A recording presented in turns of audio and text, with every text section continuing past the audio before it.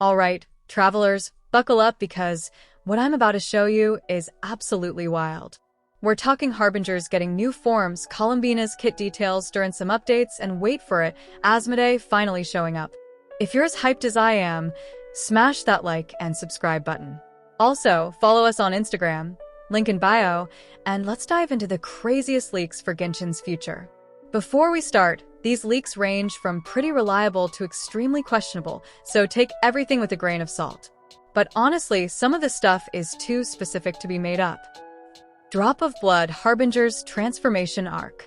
So, let's start with something that's actually mind-blowing. By version 6.7, every single Harbinger we've seen in Natlan will apparently get new forms.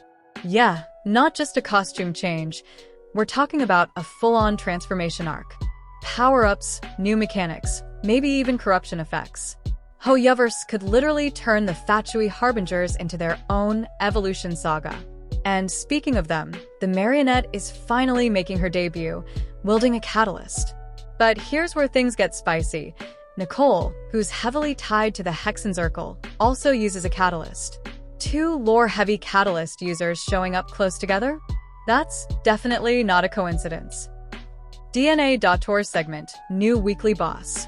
In version 6.3, the new weekly boss isn't Dottore himself, it's one of his segments. Meaning, the real Doctor is still out there playing puppet master behind the scenes. And apparently, this boss requires Lunar reaction teams to handle effectively. Translation? If you're skipping Colombina, prepare to suffer. Now, let's talk about Colombina because her kit is basically shaping up to redefine the reaction meta. She's the centerpiece of the new Lunar reaction system, specifically Lunar Freeze and Lunar Swirl. Other characters can trigger Lunar Crystallize, but she's the only one who can access those first two. Her skills? Insane flexibility.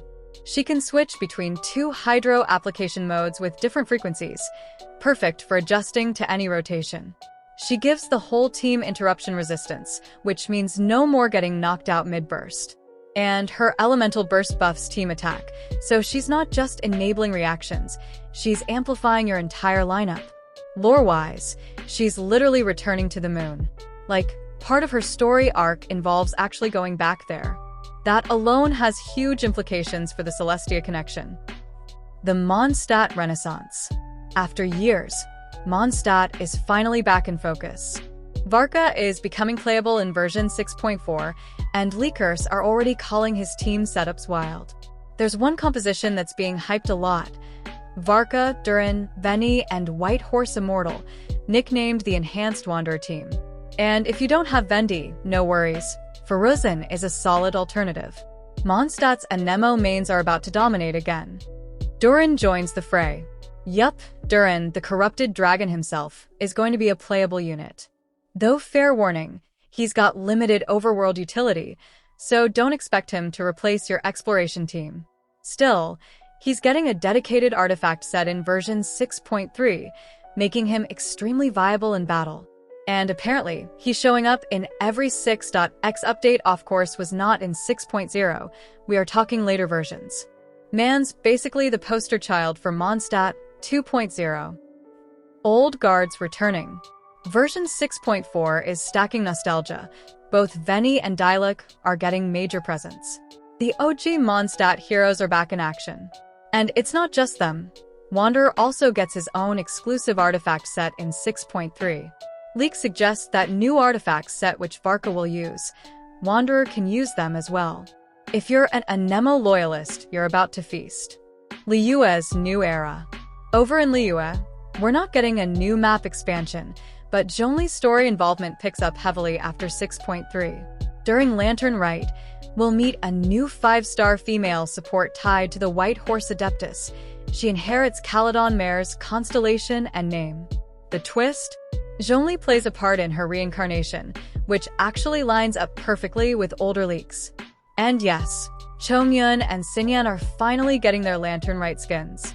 The designs supposedly stayed unchanged from the early leaks, so clearly they nailed them on the first try.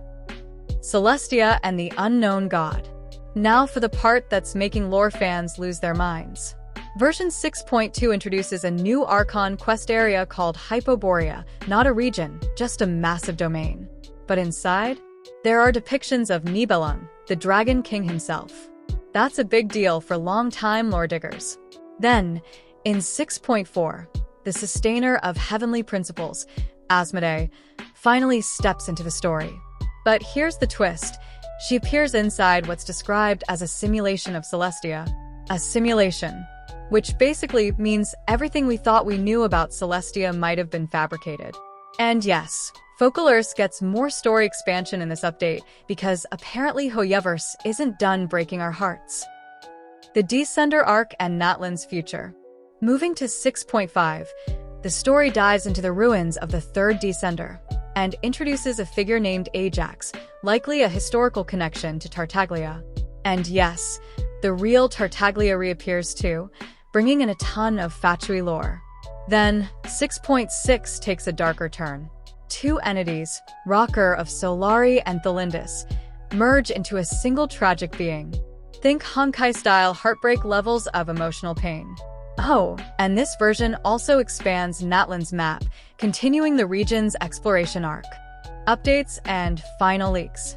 On the gameplay side, a second round of character buffs is reportedly coming in 6.7. No names confirmed yet, but it's another chance for older units to make a comeback. And now, bad news for Alice fans. She's apparently not playable during the Song of the Welkin Moon storyline. But honestly, that makes zero sense. She's been teased for years, voice lines, event references, Klee's mom, so it's hard to believe they'd hold her back forever. So, yeah, the next few versions are shaping up to be absolutely stacked.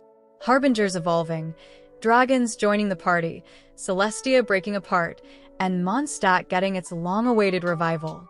What are you most excited for? Colombina's meta-breaking kit? Varka's debut?